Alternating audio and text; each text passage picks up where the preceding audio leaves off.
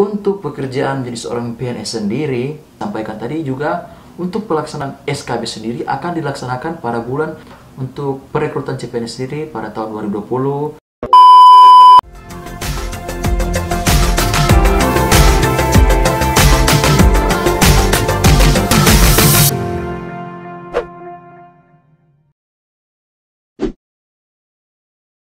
Oke, halo Sobat Akrab yang ada di seluruh Nusantara. Kembali lagi dengan saya, Dean Songigilan. Dan di video kali ini saya akan mencoba berbagi dan mungkin berdiskusi nantinya di kolom komentar tentang video atau berita yang viral mungkin akhir-akhir ini tentang rekrutmen CPNS.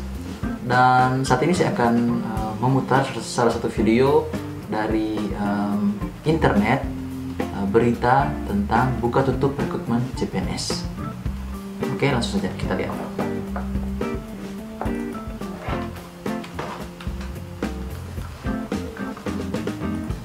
Ya, terima kasih Daniel Wiguna. Di era pemerintahan Presiden Joko Widodo, moratorium CPNS atau penundaan penerimaan PNS atau saat ini juga sering disebut juga ASN gitu ya, kembali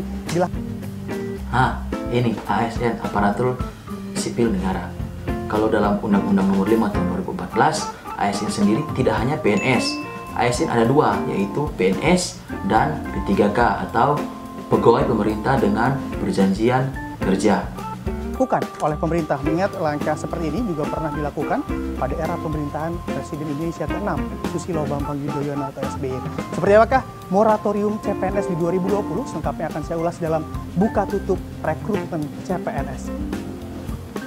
Nah, Menteri Pendayagunaan Aparatur Negara dan Reformasi Birokrasi Menpan RB Cahyokumolo memastikan bahwa pada tahun 2020 ini pemerintah tak menggelar seleksi penerimaan calon pegawai negeri sipil atau CPNS dan juga pegawai pemerintah dengan perjanjian kerja. Ditegaskan juga dari pernyataan Menpan RB yang menyebut memang di sini rekrutmen CPNS buat tahun ini tidak ada kecuali kedinasan yang memang sudah terprogram begitu seperti Akpol, Akmil itu ada. Dan yang lain CPNS dan PPPK atau P3K itu tetap di 2021.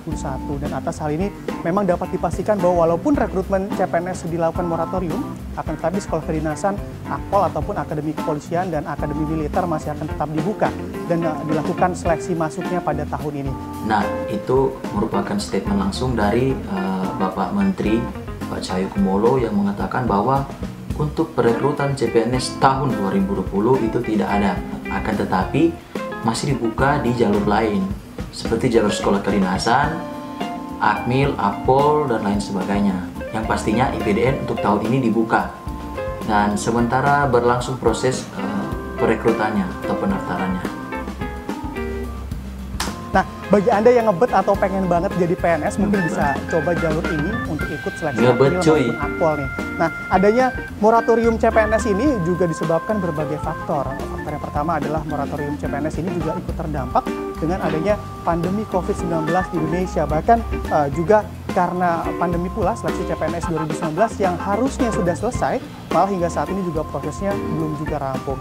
Lalu faktor selanjutnya yakni alokasi anggaran. Dalam hal ini memang pemerintah sepertinya belum melakukan rumusan begitu terkait alokasi anggaran untuk proses rekrutmen CPNS. Lebih lanjut dikabarkan pula dibukanya kembali rekrutmen CPNS di 2021 juga masih mempertimbangkan kemampuan anggaran pemerintah pusat serta kebutuhan dari masing-masing instansi. Dan dapat disimpulkan di sini bahwa memang belum diketahui pasti hingga kapan moratorium CPNS akan diberlakukan. Nah, bagi Anda khususnya para pelamar yang mengikuti seleksi CPNS 2019, jangan khawatir, nasib Anda akan digantung begitu untuk dapat melanjutkan ke proses seleksi selanjutnya. Dan hal ini juga dikarenakan pernyataan Kabiro Humas Badan Kepegawaian Negara, Pariono, yang mengatakan bahwa pelaksanaan seleksi kompetensi bidang ataupun SKB calon pegawai negeri sipil rencananya akan dilakukan pada bulan September hingga Oktober 2020. September hingga Oktober 2020. Catat untuk teman-teman yang telah lolos seleksi SKD CPNS yang untuk perekrutan tahun 2019, untuk pelaksanaan tes SKB sendiri akan dilaksanakan pada bulan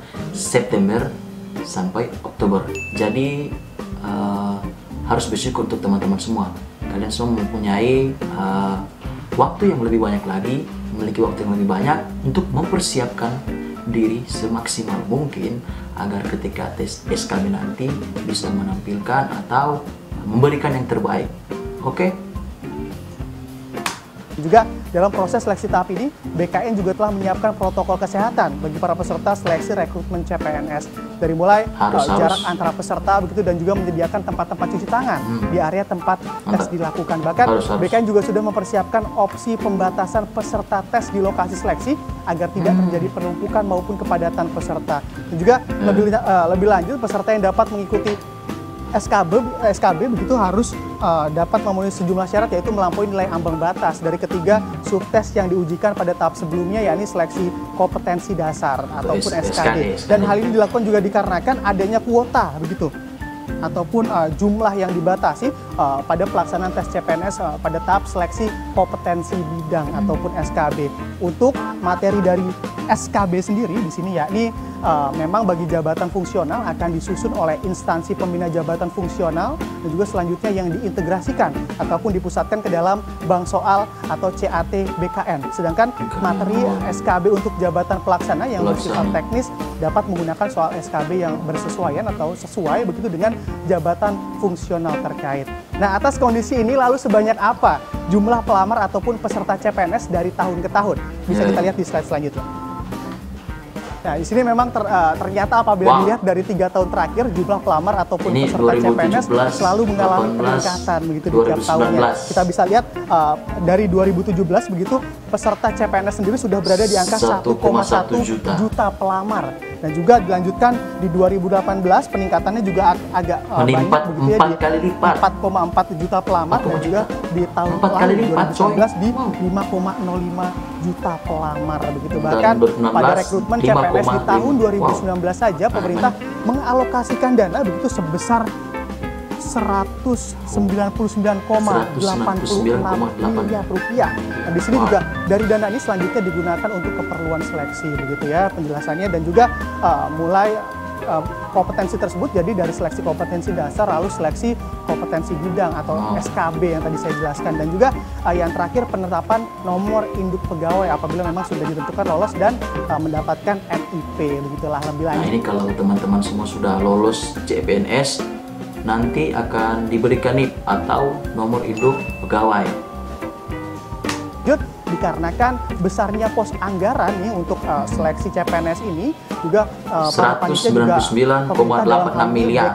Akan mengupayakan pada rekrutmen CPNS di tahun-tahun selanjutnya dapat dilaksanakan tanpa menggunakan dana APBN. Bisa dibayangkan saja untuk tahun lalu aja 199,86 miliar begitu untuk alokasi anggaran rekrutmennya. Di sini juga untuk memungkinkan untuk dilakukan dengan peserta CPNS masih bisa menggunakan alat tes yang digunakan dari tahun sebelumnya. Misalnya tahun ini alat ini masih bisa digunakan, ya udah masih bisa digunakan juga untuk rekrutmen di komputer dalam di tahap tes selanjutnya SKD ataupun di tahun selanjutnya. Bisa digunakan juga, lagi. Serta memaksimalkan untuk merangkul stakeholder lain dalam proses seleksi CPNS dengan animo masyarakat yang sangat tinggi untuk menjadikan seorang pegawai negeri sipil. Lalu sebenarnya apa saja keuntungan menjadi seorang PNS di mata masyarakat?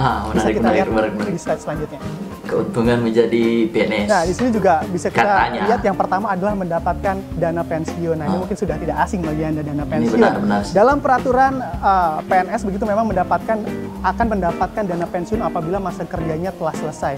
Hal ini juga tentunya menjadi daya tarik tersendiri bagi masyarakat untuk dapat berprofesi menjadi seorang pegawai negeri sipil. Bagi seorang PNS, hidup terjamin oleh negara juga bukan saat menjadi pegawai saja begitu, tapi bahkan juga setelah memasuki masa pensiun masih terjamin secara finansial dan didukung oleh dana pensiun dari negara. Lebih lanjut, adanya perubahan kebijakan dalam pemberian dana pensiun yang sebelumnya 75% dari gaji pokok saat ini menjadi fully funded begitu, di mana skema tersebut dari hasil patungan para pegawai sebesar 75% dan dari negara 15% begitu. Dan juga lalu faktor kedua yang bisa menjadikan alasan PNS masih menjadi idaman yakni adanya gaji dan tunjangan. Nah, mendapatkan gaji dan tunjangan ini dalam hal ini enaknya jadi PNS yakni mereka bisa mendapatkan berbagai fasilitas dan tunjangan yang diberikan oleh negara.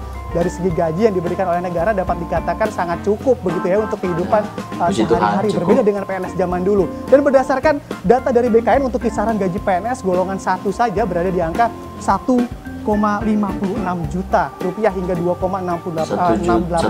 Sedangkan untuk golongan 2 berkisar antara 2 juta hingga 3,8 juta rupiah. Sementara untuk golongan 3 berkisar dari 2,5 juta hingga 4,79 juta rupiah, dan golongan 4 yang terakhir berkisar antara 3 juta dan juga hingga 5 juta begitu ya. Nah, nominal tersebut pastinya juga belum termasuk tunjangan yang terkadang apabila di total begitu ya, malah jumlahnya bisa lebih besar tunjangan begitu daripada gaji PNS itu sendiri lah.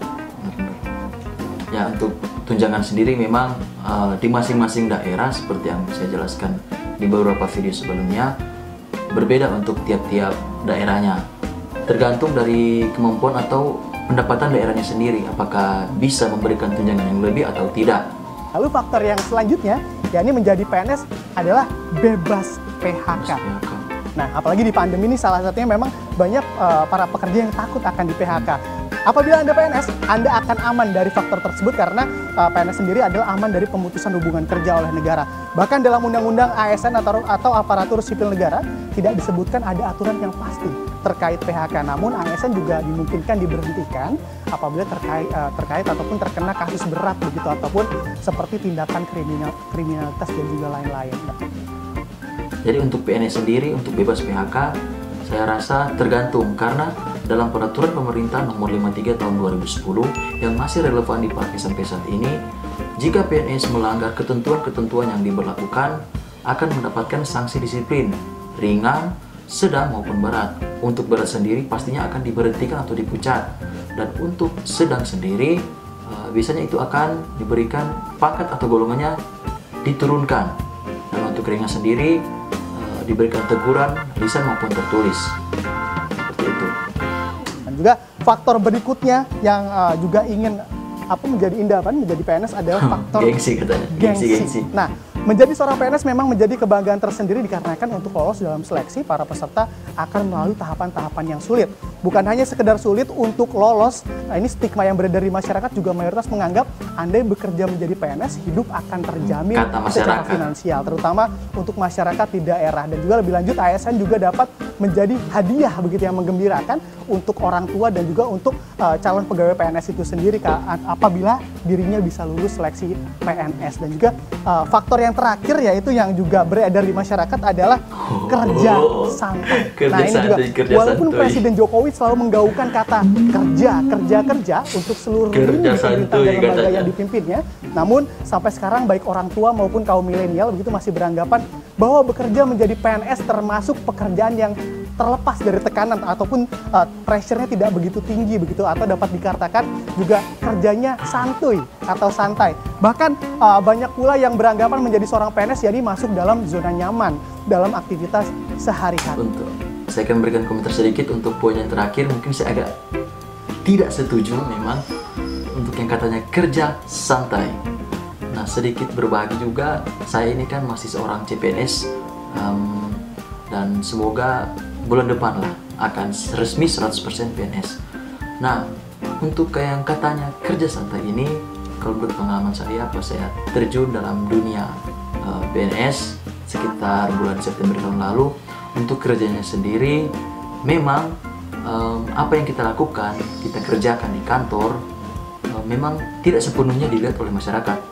Maka dari itu banyak anggapan-anggapan dari masyarakat yang mengatakan bahwa jadi PNS itu enak ya, duduk-duduk, main Zuma, main ini, main itu, dapat uang tiap bulan. Nah, mungkin banyak dari masyarakat yang belum mengetahui dengan pasti apa yang dikerjakan oleh PNS. Sedikit berbagi juga kepada masyarakat luas, teman-teman. Sebenarnya PNS itu bekerja bukan hanya ada di kantor saja. PNS kan ada juga yang ada di tenaga kesehatan dan tenaga pendidikan. Kesehatan seperti perawat, dokter, dan untuk bagian pendidikannya ada juga guru. Contohnya seperti saya di biro umum, tentunya untuk pelayanannya sendiri saya bagi 3. Yang pertama, pelayanan di bidang administrasi, pelayanan langsung kepada masyarakat, dan pelayanan di lapangan. Nah, contohnya saja untuk pelayanan tamu di VIP bandara. Di sana ada pegawai atau staf yang memang khusus untuk memberikan pelayanan atau menyiapkan tempat dan kegiatan penyambutan tamu-tamu yang akan masuk ke Provinsi Sulawesi Utara. Seperti itu. Nah, balik lagi begitu ya, dapat disimpulkan alasan menjadi PNS ini memang semua faktor tersebut mayoritas adalah anggapan dari masyarakat. Nah, bagi Anda di rumah mungkin bisa tanyakan sendiri begitu ya ke sanak saudara Anda ataupun teman Anda yang berprofesi sebagai PNS, apakah seenak itu begitu menjadi seorang pegawai negeri sipil di Indonesia? Oke, mungkin itu saja yang bisa kita lihat dari video ini ya. Saya akan memberikan beberapa tanggapan dan mungkin kesimpulan juga. Ada 3 poin penting yang saya tangkap dari berita ini. Yang pertama itu untuk perekrutan CPNS sendiri. Seperti yang dibilang tadi Pak Menteri Cahyokumolo, untuk perekrutan CPNS sendiri pada tahun 2020 tidak dibuka. Akan tetapi untuk sekolah kedinasan dan Akmil, Akpol dan lain sebagainya itu masih tetap dibuka, termasuk IPDN. Karena IPDN saat ini masih atau sementara melaksanakan proses seleksi untuk masuk menjadi seorang peraja IPDN. Dan untuk pembukaannya sendiri mungkin akan dibuka tahun depan tahun 2021. Kita lihat kebijakan yang akan dibagikan mungkin atau ditetapkan di kemudian hari. Dan kemudian yang kedua yaitu untuk SKB sendiri. Untuk teman-teman rekrutan CPNS pada tahun 2019 mungkin saat ini masih was-was atau khawatir, kapan nih akan tes SKB, kapan nih. Nah, tadi sudah disampaikan tadi juga untuk pelaksanaan SKB sendiri akan dilaksanakan pada bulan September sampai dengan Oktober. Jadi teman-teman jangan gelisah, jangan khawatir. Harusnya teman-teman harus bersyukur tentunya karena memiliki jangka waktu yang lumayan 1-2 bulan untuk mempersiapkan diri menghadapi tes SKB nanti. Makanya persiapkan diri dengan baik agar mendapatkan hasil yang maksimal tentunya. Dan untuk yang ketiga, untuk keunggulan menjadi seorang PNS. Seperti yang dikatakan tadi, untuk poin yang terakhir tadi, untuk kerja santai atau istilahnya sekarang kerja santuy, saya tidak setuju. Untuk pekerjaan menjadi seorang PNS sendiri, tidak hanya mencakup pelayanan administrasi saja. Ada pelayanan di bidang administrasi, pelayanan langsung kepada masyarakat, dan pelayanan langsung ke lapangan. Dan untuk pandangan-pandangan masyarakat, mungkin pandangan-pandangan tersebut hanya terlihat atau dilihat saja oleh masyarakat bagian luarnya saja, yang mengambil kesimpulan secara kasat mata saja bahwa PNS itu hanya duduk, diam, main game, main Zuma, main Mobile Legends, main PUBG, dan dapat gaji. Benar tidak? Itu pasti pandangan yang ada atau melekat dalam masyarakat. Ketika pelayanan diberikan dengan sepenuh hati, dengan kerja keras, pasti akan diterima oleh masyarakat 100%. Dan ketika pekerjaan yang dilakukan oleh seorang PNS yang katanya hanya kerja santai-santai saja, pasti pemberian pelayanannya tidak akan maksimal atau 100% tentunya. Oke, itu saja yang bisa saya sampaikan dan saya bagikan. Semoga bermanfaat bagi yang menonton. Kalau kamu suka jangan lupa like, komen jika ada yang ingin ditanyakan serta ditambahkan, dan share serta subscribe. Karena subscribe itu tidak dipungut biaya. Oke, sampai ketemu di video selanjutnya. Bye-bye.